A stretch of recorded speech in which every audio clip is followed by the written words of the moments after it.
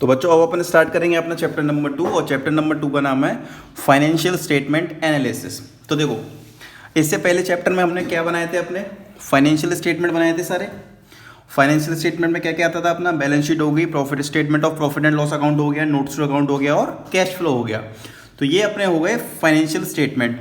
अब ये चैप्टर है फाइनेंशियल स्टेटमेंट एनालिसिस का। तो इस चैप्टर के अंदर इनको एनालाइज किया जाएगा, मतलब इनको पढ़ा जाएगा। ठीक है, इनको एनालाइज किया जाएगा, इसको पढ़ा जाएगा, जिससे हमको उस कंपनी की रेपुटेशन, पोजीशन वगैरह सब पता पड़ेगी। ठीक है, इसको ही हम बोलते हैं financial statement analysis, financial statement का एनालाइज करना। ठीक है, चलो ये बुक की डेफिनेशन देख लेना। Analysis of financial statement is a systematic process of analysing the financial information in the financial statement to understand and take economic decision. ठीक है, चलो अब बच्चों अगला पॉइंट देखते हैं। अब हम देखेंगे टूल्स और techniques of financial statement analysis. ठीक है, क्या देखते हैं हम, टूल्स एंड टेक्निक।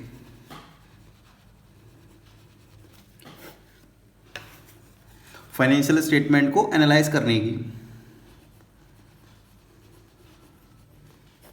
ठीक है, किसको, फाइनेंशियल स्टेटमेंट को एनालाइज करने के टूल्स और टेक्निक्स। तो फर्स्ट आता है इसमें हमारा कंपैरेटिव स्टेटमेंट। फर्स्ट आता है इसमें हमारा कंपैरेटिव स्टेटमेंट। ठीक है, फर्स्ट क्या आएगा अपना इसमें, कंपैरेटिव स्टेटमेंट आएगा। सेकंड इसके अंदर आएगा बच्चों कॉमन साइज स्टेटमेंट। सेकंड है इसके अंदर कॉमन साइज स्टेटमेंट। ठीक है, सेकंड है इसके अंदर कॉमन साइज स्टेटमेंट। फिर थर्ड है ratio analysis. Fourth cash flow statement.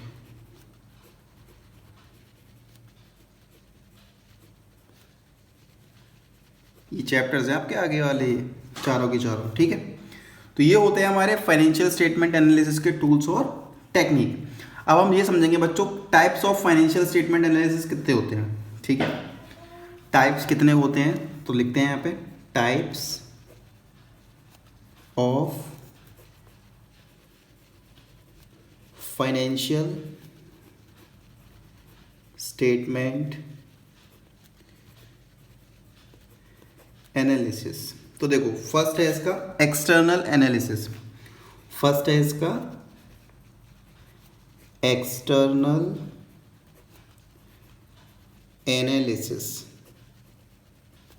ठीक है, फर्स्ट है इसका external analysis.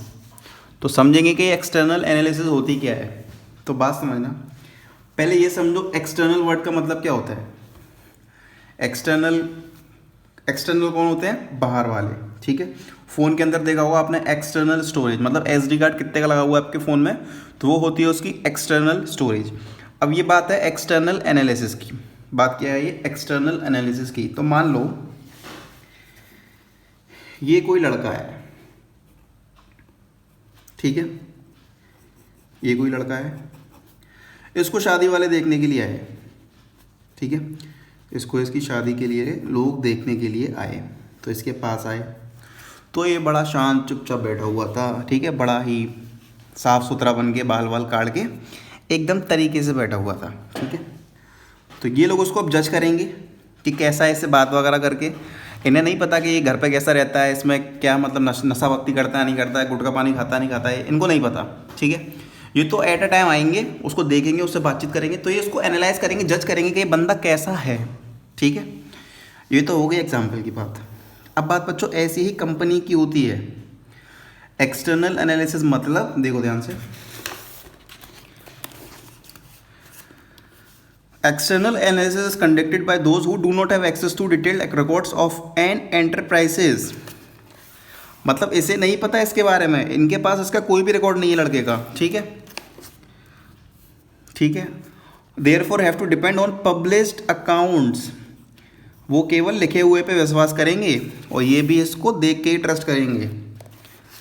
Statement of profit and loss को देखेंगे, बैलेंस शीट देखेंगे, डायरेक्टर्स एंड ऑडिटर्स रिपोर्ट देखेंगे, जो डायरेक्टर रिपोर्ट देता है ना उसको देखेंगे, और जो ऑडिटर्स होते हैं, सीए होते हैं, उनकी रिपोर्ट को देखेंगे। Such type of analysis is made by investor. कौन करवाता है इनको? इन्वेस्टर, जो कि पैसे लगाता है। Landers, creditors, government agencies, research scholars. ठीक है, तो ये होता है बच्चों अपना एक्सटर्नल एनालिसिस, जो कि बाहर के लोग करते हैं कंपनी का, उसके अकाउंट्स को देख के, स्टेटमेंट को देख के, बैलेंस शीट को देख के और रिपोर्ट्स वगैरह को देख के। तो ये होता है अपना एक्सटर्नल एनालिसिस। ठीक है, चलो अब बात आती है इंटरनल एनालिसिस की। किसकी बात आती है? Internal analysis.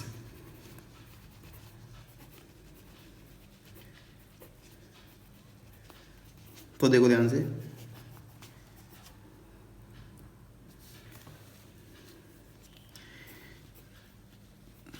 ये हैं अपने दादाजी। ठीक है, ये अपने दादाजी हैं, ये इनकी फैमिली है। ठीक है, ये पेयर हो गया, एक ये पेयर हो गया, ये पेयर हो गया, ये इनके 3 बच्चे हैं और ये इनकी वाइफ। ठीक है, तो दादाजी अब ये चेक करेंगे कि इनके बीच में सब कुछ सही चल रहा है कि नहीं चल रहा है। ठीक है, अपने बच्चों के बीच में ये देखेंगे कि ये मतलब इनमें सब व्यवस्थित है, ठीक ठाक चल रहा है कि नहीं चल रहा है। तो इसको बोलते हैं हम इंटरनल एनालिसिस। मतलब जब उस कंपनी के अंदर के ही जो डायरेक्टर्स, डायरेक्टर कह रहा हूँ। देखो, internal analysis is conducted by management. कौन करवाता है इसे? Management. To know the financial position and operational efficiency of the organization. The important feature of such analysis is that the management has access all information of the enterprises and therefore the analysis is more detailed, extensive and accurate. मतलब उनको पता पड़ जाती है management को कि हमारी company की क्या फाइनेंशियल पोजीशन चल रही है, ठीक है, और कैसा काम हो रहा है। एक्यूरेट एकदम इनको डिटेल में पता पड़ जाएगी। ऐसे ही दादाजी को सब पता पड़ जाएगी कि काम धंधा सही चल रहा है, पैसे में कोई दिक्कत तो नहीं है तीनों को, इसीलिए इसका एनालिसिस करते हैं। तो यही होती है बच्चों इंटरनल एनालिसिस। ठीक है, चलो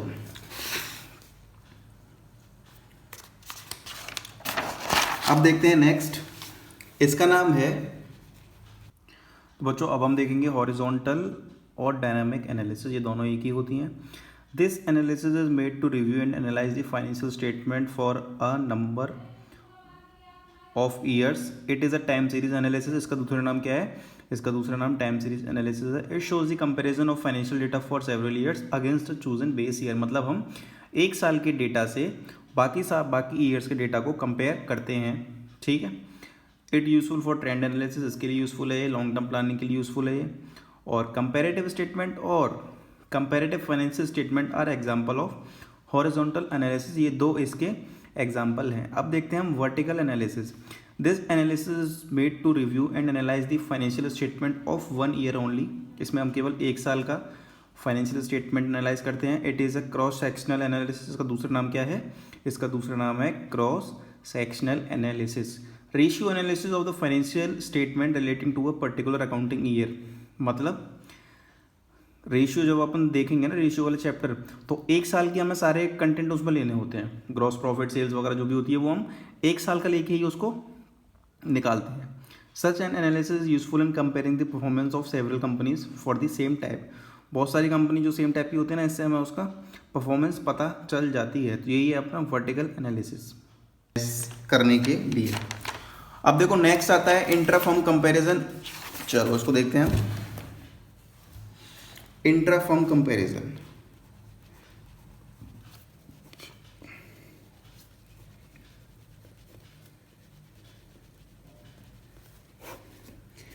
इंट्राफर्म कंपैरिजन में क्या होता है?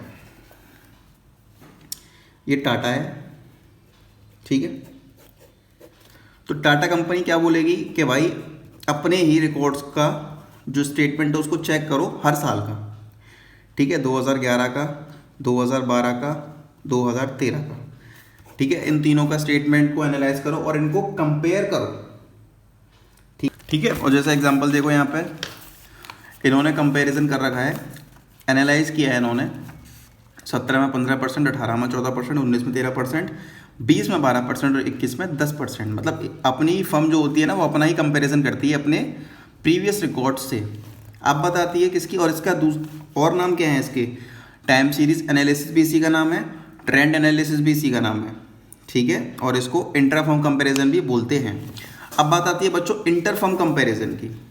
इंटर फर्म कंपेरिजन ये सिंपल, जब एक कंपनी अपने रिकॉर्ड्स को दूसरी कंपनी से कंपेयर करती है तो इसको हम बोलते हैं इंटर फर्म कंपेरिजन। जैसे एक स्कूल अपने स्कूल को किसी और स्कूल से कंपेयर करता है तो उसको भी हम बोलते हैं इंटर फर्म कंपेरिजन, ठीक है। मतलब किसी और से कंपेयर करना अपने आप को, इन टर्म्स ऑफ कंपनी की बात कर रहा हूँ मैं। It compares financial variable of 2 और मोर एंटरप्राइज, ठीक है। और बच्चों इसको हम क्रॉस सेक्शनल एनालिसिस भी बोलते हैं। क्या बोलते हैं इसको हम, क्रॉस सेक्शनल एनालिसिस भी इसका दूसरा नाम है। देखो यहाँ पर इन्होंने कंपेयर कर रखा है, एक्स लिमिटेड का कंपेयर किया, वाई का, जेड का और इंडस्ट्रीज का, ठीक है। चलो अब देखते हैं अपन last, limitation of financial statement analysis. क्या देखेंगे हम, limitation of financial statement analysis, ठीक है। क्या क्या लिमिटेशन होती हैं फाइनेंशियल स्टेटमेंट एनालिसिस की, तो फर्स्ट लिखो हिस्टोरिकल एनालिसिस, हिस्टोरिकल एनालिसिस। तो बच्चों अपन जो भी हम चिट्ठे विट्ठे पढ़ते हैं ना, कंपनी के बैलेंस शीट वगैरह पढ़ते हैं, वो पहले की होती हैं, वो पिछले सालों की होती हैं वो, ठीक है, प्रेजेंट की नहीं होती हैं वो। तो इसीलिए फर्स्ट लिमिटेशन है हमारी historical nature, historical analysis, sorry मैं नेचर कह रहा हूँ, पहले की होती है वो सारी इन्फॉर्मेशन जो भी हम पढ़ते हैं। चलो, लेकिन जो शेयर होल्डर्स होते हैं उनको करंट पोजीशन जाननी होती है, तो यही लिमिटेशन है इसकी कि केवल जो डॉक्यूमेंट्स होते हैं, पेपर होते हैं, वो पिछले साल की हमें इन्फॉर्मेशन देते हैं। लेकिन जो शेयर होल्डर्स वगैरह होते हैं, इन्वेस्टर वगैरह होते हैं, वो ये चाहते हैं कि हमको प्रेजेंट की पोजीशन पता पड़े, ठीक है, और फ्यूचर की पोजीशन पता पड़े इसकी। चलो, इग्नोरेंस प्राइस लेवल चेंजेस, तो देखो क्या है यहाँ पर, इग्नोरेंस प्राइस लेवल चेंजेस। मान लो कंपनी ने कोई बिल्डिंग वगैरह परचेज करी होगी, तो वो उस टाइम पर 5 लाख की होगी, ठीक है। लेकिन अब वो 10-15 साल बाद मान लो 1 करोड़ की हो गई, ठीक है। लेकिन बुक्स में तो केवल 5 लाख ही दिखाई जाएगी, उसको मतलब नहीं है, प्राइस चेंज वेंज हो रहा है उससे कोई मतलब नहीं है, वो केवल 5 लाख दिखाएगी। तो ये भी एक इसका ड्रॉबैक है, ठीक है। वैल्यू तो 1 करोड़ रुपए की है, लेकिन बुक्स में 5-5 लाख रुपए रिकॉर्ड करते हुए चल रहे हैं हम, तो ये भी एक दिक्कत है इसकी। क्वांटिटेटिव एस्पेक्ट इग्नोर्ड, थर्ड है क्या, सॉरी, क्वालिटेटिव एस्पेक्ट इग्नोर्ड, ठीक है। तो बच्चों एक चीज समझना, कोई भी स्कूल है, स्कूल सक्सेसफुल होता है, तो आपका भी होगा जहाँ पढ़ रहे होगे, स्कूल सक्सेसफुल होता है।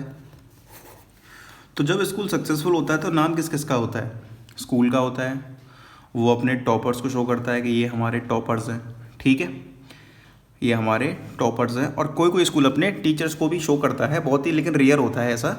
न्यूज़पेपर में कभी आप देखना, टॉपर्स की फ़ोटो आती है और ऊपर स्कूल का नाम आता है बस। लेकिन जो वहाँ के टीचर्स हैं उनके एफर्ट्स को नहीं देखा जाता।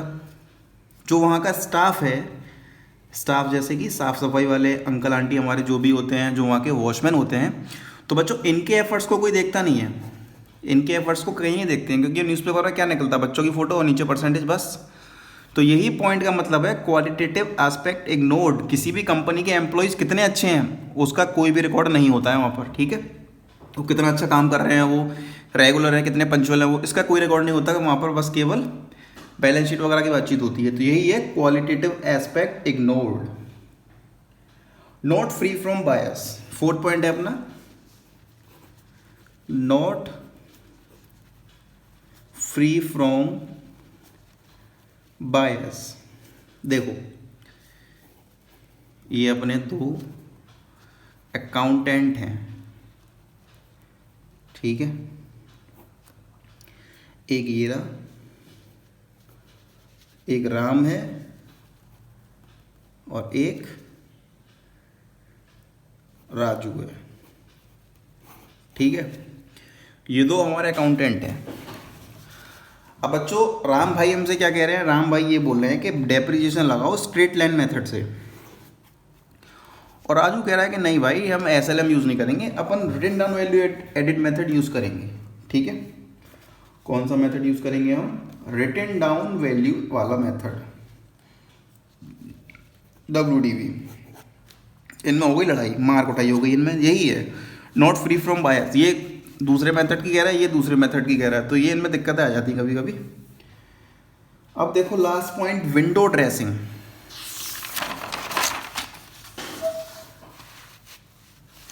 विंडो ड्रेसिंग, मान लो ये बंदा है कोई, ठीक है, ये दारू भी पीता है, ये टोबैको भी लेता है, ये पान भी खाता है, ये जुआ भी खेलता है, गैम्बलिंग, मैं ग्लैम्बिंग बोल रहा हूँ सॉरी, और ये बहुत सारे काम करता है, ठीक है। भाई इसकी शादी की बात आई, इसकी शादी की बात आई, तो इस लड़के को, इसके दांत बहुत गंदे थे, शकल भी मतलब वही नशेड़ियों वाला हालत थी, इसके घर वालों ने इसको इसके दांत साफ करवा दिए, चमकदार चमक रहे हैं इसके दांत, ठीक है। इसको एकदम नहला विला के एकदम तरीके से बिठा दिया। अब भाई देखने वाले आए, बंदे में से खुशबू मारे, डिओड्रेंट ले, ये ले, नए कपड़े ले। अब ये देखने वाले आए, अब इसको देख के वाह क्या बच्चा है, कितना सीधा है, कितना सीधा है, बोलता ही नहीं है, बिल्कुल कम बोलता है, कोई भी नशा पत्ती का वही नहीं है, ठीक है। तो ये कौन है इस कहानी में, ये लोग कौन है, ये लोग इन्वेस्टर्स हैं। इन्वेस्टर्स ले लो, गवर्नमेंट ले लो, एजेंसीज ले लो, ये वो सब हैं, शेयर होल्डर्स ले लो। और ये कौन है, ये स्टेटमेंट है, कंपनी ने अपने स्टेटमेंट को ऐसा रिप्रेजेंट किया है, इतना अच्छा बना के, इसकी सारी कमियां छुपा दी, ये सारी कमी इसकी छुपा दी कंपनी ने, और इसको एकदम ऐसा प्रेजेंट किया एकदम अच्छा बना के, ताकि इन्वेस्टर्स पर अच्छा इम्पैक्ट पड़े। तो इसी को बोलते हैं विंडो ड्रेसिंग। कंपनी अपनी अकाउंट्स को, स्टेटमेंट को अच्छा दिखाती है, ठीक है। चलो अब इसका एक पॉइंट और रह गया बच्चों, suffer from the limitation of financial statement.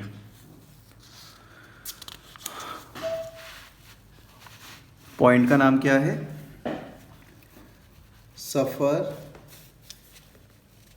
suffers from limitation of financial statements, ठीक है। अब जब वो फाइनेंशियल स्टेटमेंट की रिपोर्ट गलत आ गई हम पे, बाई चांस मान लो ये जो स्टेटमेंट हमारे पास आया था वो इसकी इन्फॉर्मेशन गलत आ गई, अनएक्यूरेट आ गई, तो बच्चों जो उसको एनालाइज करेगा तो वो भी तो अनएक्यूरेट होगी ना, यही है मतलब स्टेटमेंट हम पे गलत आ जाता है कभी कभी, तो उसकी एनालाइजेशन भी गलत हो जाती है। तो ये कुछ पॉइंट्स थे अपने, और ये अपना चैप्टर पूरा हो गया ख़त्म।